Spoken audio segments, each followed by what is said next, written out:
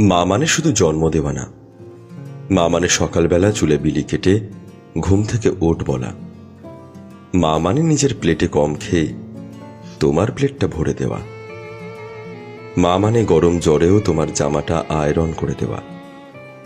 মা মানে নিজের কান্না লুকিয়ে তোমার হাসির জন্য দিনভর নাটক করা। আমরা যত বড় হই মা তত চুপ হয়ে যান।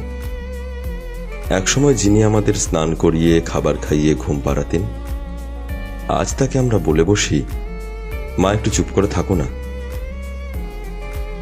আমরা বাইরে যাই, বন্ধুদের নিয়ে গল্প করি, প্রেমে পড়ি, কাজ নিয়ে ব্যস্ত থাকি, আর মা ঘরের কোণে বসে রোজ একই কথা বলেন, আজ একটু কথা বলবি তো? মা বারবার জিজ্ঞেস করেন, খেয়েছিস? তুমি রেগে গিয়ে বলো, মা প্রতিদিন এক কথা ভালো লাগে না।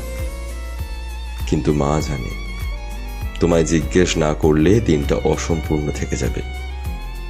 মা এখন আর নতুন জামা কেনেন না, শাড়ি কেনেন না। তুমি কিছু দিলে বলেন, আমার কিছু লাগবে না রে, তুই খুশি থাক।